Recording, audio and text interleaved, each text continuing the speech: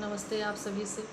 आज हम आप सबके बीच में एक बहुत प्यारी सी कजरी लेके आए हैं। आप लोग सुनिए और पसंद आएगा तो लाइक सब्सक्राइब और कमेंट जरूर करना। रही रही बरसे,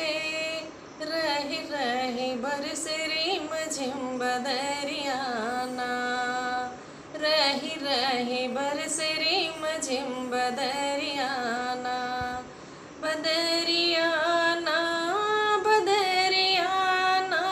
रही रही बरसे, रही रही बरसे रिम झिम बदरियाना, छाई घटा घन घोर को के कोयलो रे मोर, छाई घटा घन घोर को के कोयलो रे मोर, को के कोयलो रे मोर, को के कोयलो रे मोर,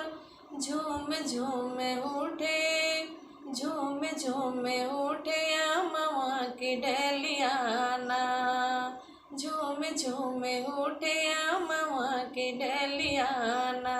रही रही बरसे रिम झिम बदरियाना, बदरियाना बदरियाना, घेरी घेरी बरसे सावनी बदरियाना, बदरा गरजे तड़पे, बदरा गरजे तड़पे, रही रही बिजली चमके, रही रही बिजली चमके, रही रही बिजली चमके, डरिया लगे लगी रहा है अगनवाना, डरिया लगे लगी रहा है अगनवाना, रही रही बरसे सावनी बदरियाना, बदरियाना बदरियाना,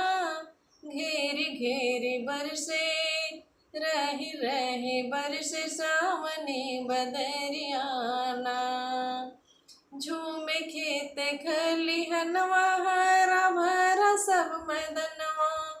झूमे खेत खलिहनवा, हरा भरा सब सिवनवा, हरा भरा सब सिवनवा, हरा भरा सब सिवनवा, झूम झूम उठ खेत में किसनवाना, झूम झूम उठ खेत में किसनवाना, रही रही बरसे,